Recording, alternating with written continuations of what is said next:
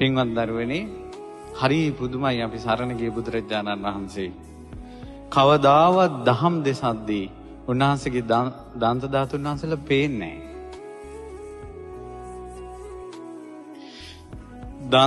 දන්තයන් නොපෙනී කතා කරන්නේ කොහොමද කියලා හිතාගතවත් නොහැකි.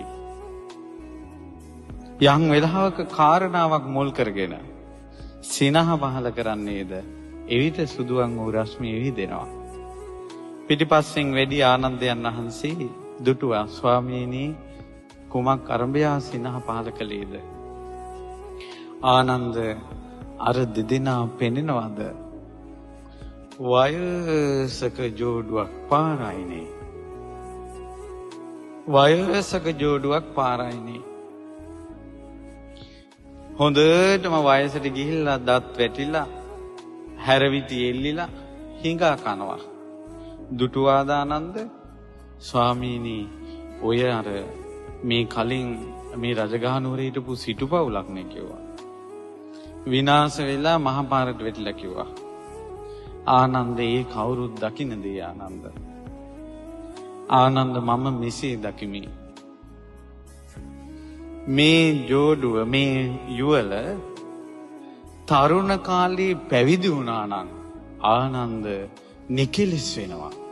අරහත්ත්වයටපත් වෙනවා. ආනන්ද තරුණ විය ඉක්මවා ගිහිල්ලා මේ දෙදෙනා පැවිදි වුණා නම් අනාගාමී වෙනවා. ඒ වියත් ඉක්මවා ගිහිල්ලා ආනන්ද මේ දෙදෙනා පැවිදි වුණා නම් සකදාගාමී වෙනවා. ඒ වියත් ඉක්මවා ගිහිල්ලා පැවිදි වුණා නම් ආනන්ද සෝවාන් වෙනවා. ආනන්ද දි รา ගිය ශරීර සහිත ඒ මහල්ලන් දෙදෙනා දෙස බලන්න අද ඔවුන්ට දහමේ පිහිටක් නැහැ කිව්වා. අද ධර්මය අවබෝධ කරන්න බෑ කිව්වා. සුගතියක් නැහැ. ආනන්ද ඔය දෙදෙනා මරණින් මත්තේ නිරේ. දරුවනේ ඔබ කුමක්ද ධර්මය අහලා තියෙන්නේ? ධර්මය අවබෝධ කරගන්න කාරණා පහක් ඒකාන්තයෙන් බාධා පෙනෙන පවතිනවා. මව මැරීම, පියා මැරීම, තථාගතයන් වහන්සේගේ ලේසෙල වීම, ඊළඟට රහතන් වහන්සේලා ඝාතනය කිරීම, සංඝ ભેදය. කුමක්ද ඔබ හිතන්නේ? ඒ මහල්ලන් දෙදෙනා මේ පංච ආනන්තරිය කර්ම කරලාද? කළේ නැහැ. එහෙනම් කුමක්ද මේ නිරේ උපදින්නේ? රහත් වෙන්න හිටපු දෙන්නේ. පින්වත් දරුවනේ කුසල් නැහෙනවා කියලා එකක් තියෙනවා. තරුණ කාලේ උපද්දවන්න පුළුවන් කුසල් වයසට ගියාට පස්සේ උපද්දවන්න බෑ. කවුරු වුණත් මෙතන බණ ඇහුවත් නැතත් අවසානයේ ඔය කවුරුත් ගන්න තීරණයක් තියෙනවා. පරලෝකෙටත් මොකක් හරි පෑයෑ බං කියලා කවුරුත් වයසට සුදු රෙද්ද පොරවගෙන පන්සලේ බොහෝ ගහයට ඉඳ ගන්නවා. වයසට පළච්චි කවුරුත් ඉඳ ගන්නවා. එදාට පින්වත් දරුවනේ නැහුණ පිරිසක් විදිහට ඉඳ ගන්න එපා. කුසල් වලින් නැහෙන්න එපා. ඔබට මහාන වෙන්නත් බැරි වෙන්න පුළුවන්.